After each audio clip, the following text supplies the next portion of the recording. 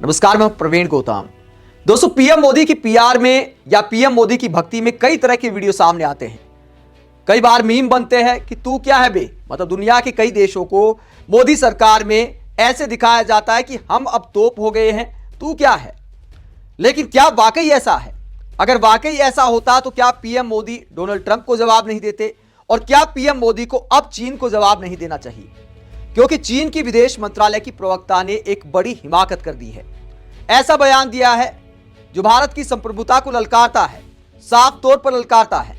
चीन के राष्ट्रपति के साथ पीएम मोदी थोड़े दिन पहले ठहाके लगा रहे थे। हमारे मीडिया एंकर बीजेपी के नेता पीएम मोदी की वाहवाही कर रहे थे, मास्टर स्ट्रोक बता रहे थे कि देखिए, ट्रंप को सबक सिखाने के लिए शी जिनपिंग के साथ मिलकर न्यू वर्ल्ड ऑर्डर तैयार किया जा रहा है। पुतिन, जिनपिंग और मोदी, यह दुनिया का नया त्रिकोण है जो दुनिया में सारी राजनीति बदल कर रख देगा। लेकिन क्या बदल गया? क्या चीन की नीयत बदल गई? क्या चीन के नेताओं के बयान बदल गए? थोड़ा सा भी ये नहीं सोचते कि गलवान के बाद जो बर्फ पिघलती नजर आ रही थी उस पर फर्क पड़ सकता है। चीन की विदेश मंत्रालय की प्रवक्ता ने जो बयान दिया है वो भारत को उकसाने वाला है और इस बात को दिखाता है कि चीन के नेता, चीन की सरकार भारत का कितना सम्मान करती है। और क्या वहां के राष्ट्रपति के साथ हमारे पीएम मोदी को इस तरह से ठहाके लगाने चाहिए थे? ये सवाल मोदी सरकार से बनता है, क्योंकि पीएम मोदी जब प्रधानमंत्री नहीं थे तो लाल आंख दिखाने की बात किया करते थे। अब विदेश मंत्रालय की प्रवक्ता ने क्या बयान दिया है? यह बयान सोशल मीडिया पर चर्चा का विषय बन गया है।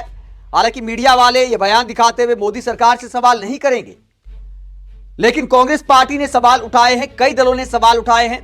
कांग्रेस ने कहा कि चीन अपनी नापाक हरकतों से बाज नहीं आ रहा है। अब चीन की विदेश मंत्रालय की प्रवक्ता माओ निंग ने कहा, भारत ने अरुणाचल प्रदेश को अवैध तरीके से बसाया है।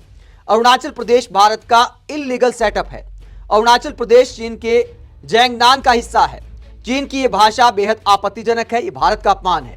मोदी सरकार को इस पर सख्त आपत्ति दर्ज करानी चाहिए। भारत को लेकर ऐसी निम्न स्तर की बयानबाजी बर्दाश्त नहीं की जाएगी।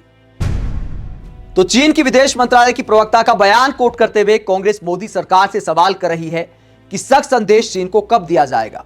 पीएम मोदी चीन का नाम तक क्यों नहीं लेते? ट्रंप का नाम क्यों नहीं लेते? राहुल गांधी और तमाम विपक्षी नेता विदेश नीति को लेकर बार बार मोदी सरकार पर सवाल उठाते हैं। वही मोदी समर्थक कहते हैं कि भैया दुनिया में डंका बज रहा है। लेकिन दोस्तों, जब अमेरिका में डंका नहीं बज रहा, ट्रंप सुना रहे हैं, चीन सुना रहा है, तो डंका आखिरकार बज कहां रहा है?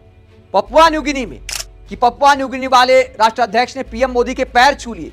छोटा सा द्वीप है, छोटा सा देश है, अगर सम्मान में पैर छू लिए, भारत का सम्मान है, इस बात में कोई दो राय नहीं है।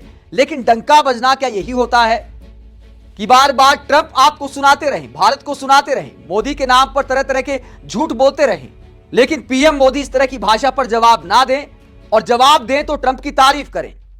ट्रंप को जवाब देने की बजाय पीएम मोदी ने सारे विवाद के बीच सोशल मीडिया पर 2-3 जो ट्वीट किए हैं ट्रंप को लेकर, वो सिर्फ तारीफ में किए हैं।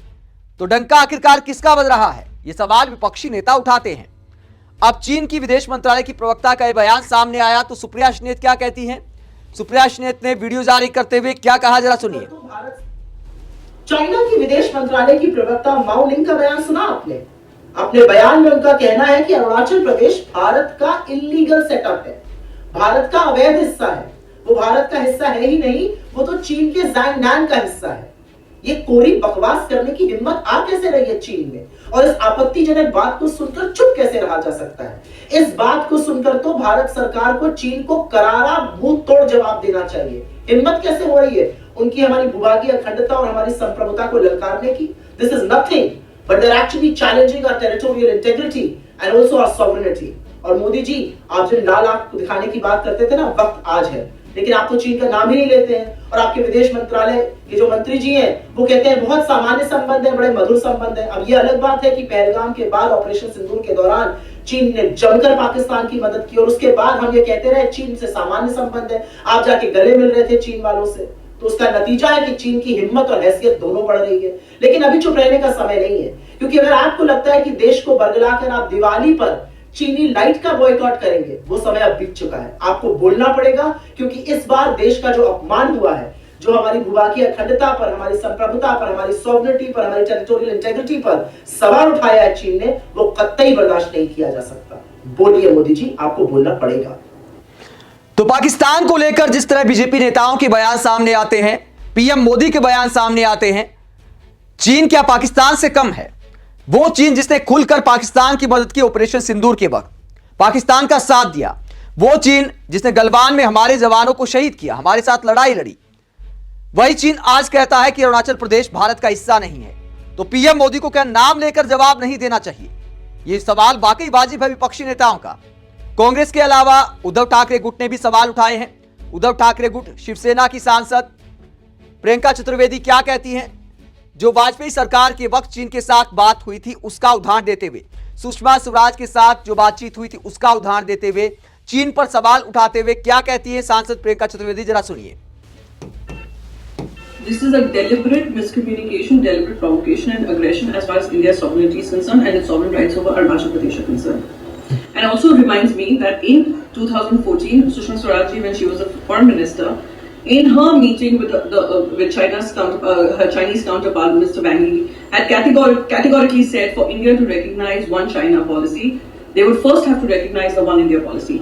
India's national sovereignty, India's national territory is not up for discussion and is not up for contention. And any provocation from China goes against the very belief that we are working towards rebuilding our confidence-building measures to improve relations with China, which had soured after the Galwan attacks. So clearly this is an act of provocation, and I'm hoping that the Ministry of External Affairs will respond strongly to this and convey to China that this kind of aggression through words, through questioning our national integrity, interfering in our sovereign rights, is unacceptable. Not just to... तो प्रियंका चतुर्वेदी कहती है कि जब सुषमा स्वराज विदेश मंत्री थी, मोदी सरकार का जो पहला कार्यकाल था, तो बातचीत हुई थी कि एक दूसरे की संप्रभुता का सम्मान किया जाएगा। लेकिन चीन के नेता अब इस बयान को भूल गए हैं और भारत की संप्रभुता पर सवाल उठा रहे हैं। तो विदेश मंत्रालय को करारा जवाब देना चाहिए। और दोस्तों, विदेश मंत्रालय के करारा जवाब देने से भी काम नहीं चलता। एक प्रेस नोट जारी कर दिया या किसी ने प्रेस कॉन्फ्रेंस में कुछ बोल दिया, उसकी बजाय चीन को कायदे से देश के प्रधानमंत्री नरेंद्र मोदी को जवाब देना चाहिए। क्योंकि यूपीए सरकार में चीन की ऐसी हरकतों पर पीएम मोदी लाल आंख दिखाने की बात करते थे। चाइना के साथ उनकी इन जो हरकतों के खिलाफ आवाज उठानी चाहिए थी, लाल आंख कर करके चाइना को समझाना चाहिए था, डूब मरो मेरे देश की सरकार चलाने वालों, डूब मरो, आपको शर्म आनी चाहिए। लेकिन अब क्या हो रहा है? पीएम मोदी चीन का चा भी नहीं बोलते। कुछ ऐप बैन करके चीन को सबक सिखाने की बात की जाती है, बॉयकॉट की बात की जाती है, लेकिन फिर खबरें सामने आती हैं कि चीन से आयात ने तो सारे रिकॉर्ड तोड़ दिए हैं। तो इस तरह की खबरें जब आती हैं तो वो बॉयकॉट वाला अभियान भी फर्जी नजर आता है। उसे लेकर वरिष्ठ पत्रकार नरेंद्र नाथ मिश्रा कटाक्ष करते हैं। चीन की विदेश मंत्रालय की प्रवक्ता का बयान शेयर करते वो कहते हैं, चीन विदेश मंत्रालय का बयान, वो अरुणाचल प्रदेश को भारत का हिस्सा कतई नहीं मानता है। दिवाली में अपने लाइट को बॉयकॉट से बचवाकर चीन फिर अपने रंग में। अब बस हम लोग अपना बॉयकॉट हमला टारगेट अमेरिका से शिफ्ट कर चीन सीमा पर सेट करने वाले हैं। तो नरेंद्र नाथ मिश्रा मोदी जी के उन समर्थकों पर टारगेट करते हैं जो आए दिन बॉयकॉट वाला हमला शिफ्ट करते रहते हैं। पहले अमेरिका के साथ मिलकर, ट्रंप के साथ मिलकर चीन को सबक सिखाने की बात की जाती थी। फिर कहा गया कि शी जिनपिंग के साथ मिलकर अब ट्रंप को सबक सिखाएंगे। अब चीन के नेताओं के ऐसे बयान सुनकर लगता है कि ट्रंप के साथ फिर से याराना हो सकता है और हमला फिर से चीन पर शिफ्ट हो सकता है, बॉयकॉट वाला। वही वरिष्ठ पत्रकार उमाशंकर सिंह इस पूरे मुद्दे को लेकर कहते हैं, चीन के इस बयान से भारत चीन के बीच 5 साल बाद शुरू हुई दोस्ती की इस नई बयान के मंद पड़ने का खतरा है। तो उमाशंकर सिंह कहते हैं कि इस बयान से खटास फिर बढ़ सकती है। दोस्तों, इस बात में कोई दो राय नहीं कि अपने पड़ोसियों के साथ अच्छे रिश्ते होने चाहिए, लेकिन इज्जत दोनों तरफ से की जाती है तभी संबंध आगे बढ़ते हैं। कई बार जरूरत पड़ने पर कम से कम सख्त बयान देने पड़ते हैं, सख्त संदेश देना पड़ता है। चीन को भी वो सख्त संदेश देने का वक्त आ गया है। चीन भी हमारे बाजार से पैसा कमाता है, तो इस बात में कोई दो राय नहीं कि चीन के हित भी हमारे बाजार से जुड़े हैं। आप इस पूरे मसले को लेकर क्या सोचते हैं? कमेंट बॉक्स में अपनी राय जरूर दें। साथ ही चैनल को सब्सक्राइब भी करें। नमस्कार।